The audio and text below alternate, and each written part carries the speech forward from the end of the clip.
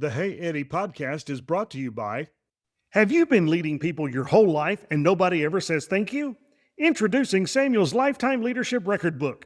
This handy journal helps you track every good thing you've ever done, so when people complain, you can say, "Oh, really? Let's review the record."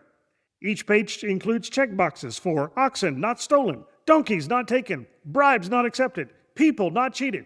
Just fill it out every day for 50 or 60 years, then stand in front of the whole nation and say, "Testify against me." Samuel's Lifetime Leadership Record Book, because after a lifetime of faithful service, you deserve to hear, "You have not taken anything from anyone's hand."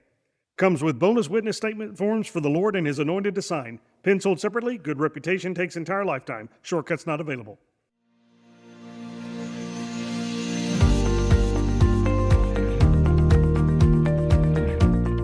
This is the Hey Eddie Podcast. I'm your host, Cousin Michael. The Hey Eddie Podcast is dedicated to helping kids like my cool cousin Eddie learn about the Bible and learn important lessons about God, about Jesus, and about life. The Bible is indeed God's gift to kids, a lamp to our feet and a light to our path. On today's episode of the Hey Eddie Podcast, we're going to be studying 1 Samuel chapter 12 in a lesson titled Thunder from Heaven. This lesson will teach us that even when you mess up badly, God doesn't throw you away, but you still have to turn back to Him and keep following Him. Our key memory verse is 1 Samuel chapter 12, verse 20. Do not be afraid. You have done all this evil, yet do not turn away from the Lord, but serve the Lord with all your heart. Hey Eddie, have you ever had a really serious talk with someone you love? Like when your mom or dad sit you down and say, "We need to talk about something important." That's what's happening in today's story. Samuel, the prophet who has led Israel his whole life, is stepping aside now that Saul is king. But before he goes, he has some very important things to say. And to make sure everyone is really listening, God sends thunder and rain at the most unexpected time. Ready? Let's go. Samuel stood before all of Israel at Gilgal. This was a huge assembly.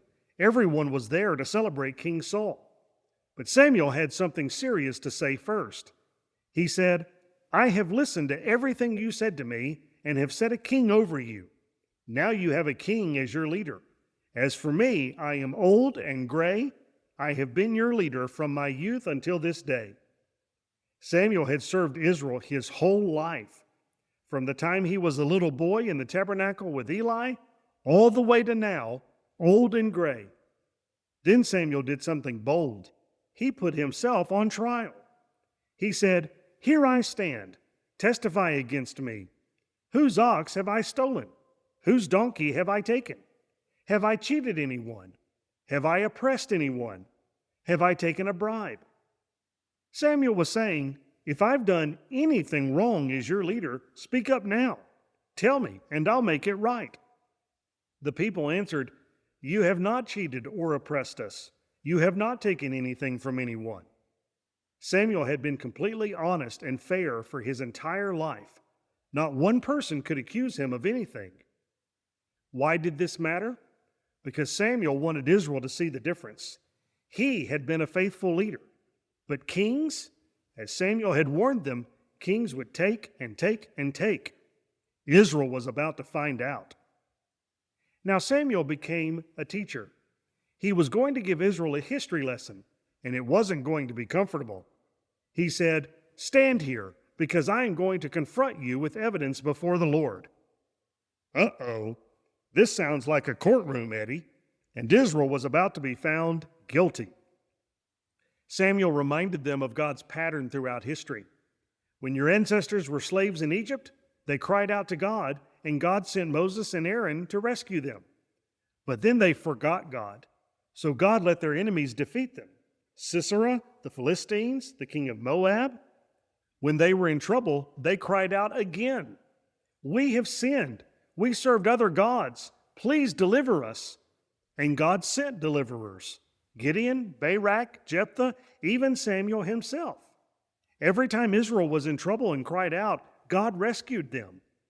But this time, when Nahash the Ammonite came against them, "You said to me, 'No, We want a king to rule over us, even though the Lord your God was your king. That was the problem, Eddie. Israel didn't cry out to God and trust him to send a deliverer like he always had. Instead, they demanded a king, a human solution. They rejected God as their king. Samuel pointed to Saul and said, "Here is the king you have chosen, the one you asked for. The Lord has set a king over you." It was done. They had their king, but Samuel wasn't finished. He laid out two paths for Israel's future.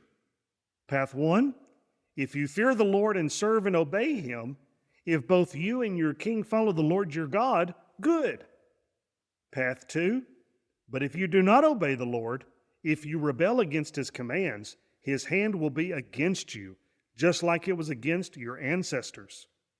Same choice, same consequences.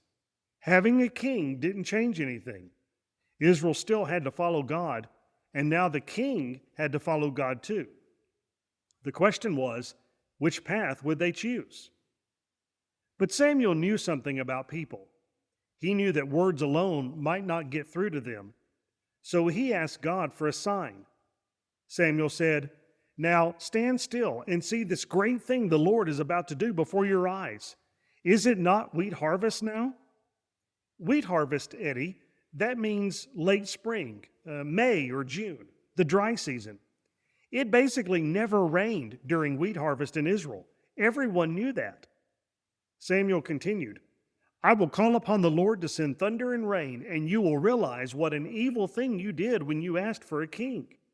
Then Samuel prayed, and Eddie, boom!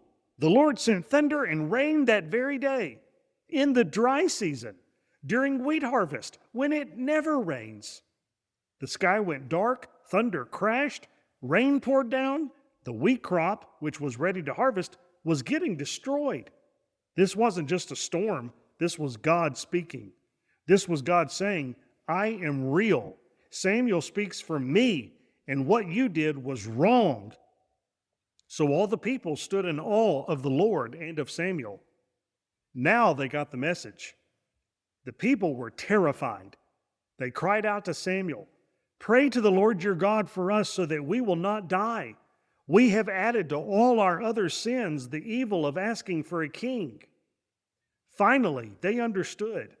Demanding a king hadn't been just a political decision, it had been a sin. They had rejected God. But listen to what Samuel said next. This is so important. "Do not be afraid. You have done all this evil, yet do not turn away from the Lord, but serve the Lord with all your heart." Did you catch that word, Eddie? Yet. You have done all this evil, yet. This little word is huge. It means there's still hope. Yes, they sinned.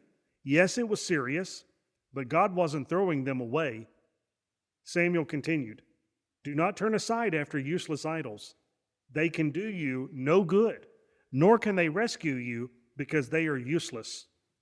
And then came the best news of all.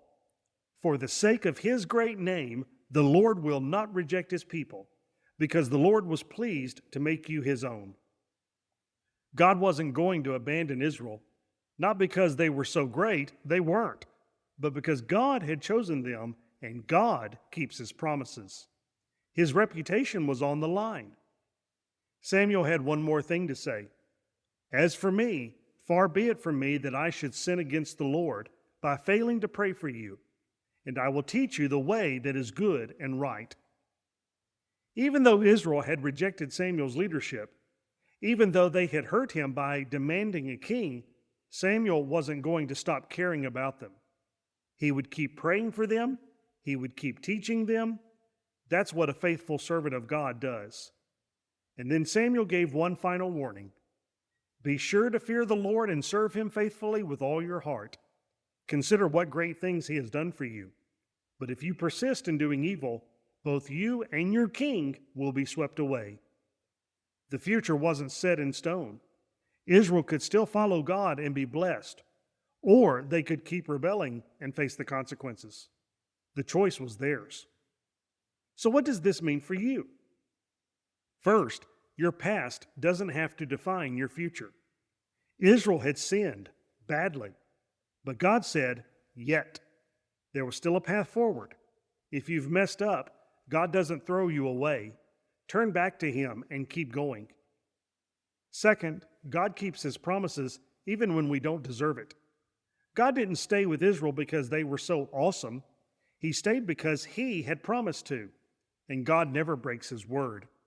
That's good news for us too. Third, having what you want doesn't fix your problems. Israel thought a king would solve everything, but Samuel made it clear. King or no king, they still had to follow God. There's no shortcut around obedience. Fourth, God uses signs to get our attention. Thunder in the dry season was God's way of saying, listen. When God gets your attention through His word, through circumstances, through people who love you, pay attention. Fifth, faithful people keep praying and teaching even when it's hard. Samuel could have walked away bitter. Instead, he promised to keep praying and teaching. That's real faithfulness. So remember, thunder crashed in the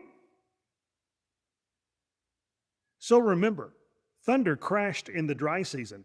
The people trembled. But God's message wasn't just about judgment, it was about hope. You have done all this evil, yet do not turn away from the Lord. That little word yet changes everything. This has been the Hey Eddie Podcast. I'm your host, Cousin Michael. Remember that the Hey Eddie Podcast is dedicated to studying the Bible and learning important lessons about God, about Jesus, and about life. Today we discussed 1 Samuel chapter 12. Tune in soon for another episode of the Hey Eddie Podcast, where we'll study 1 Samuel chapter 13. Love you, Eddie.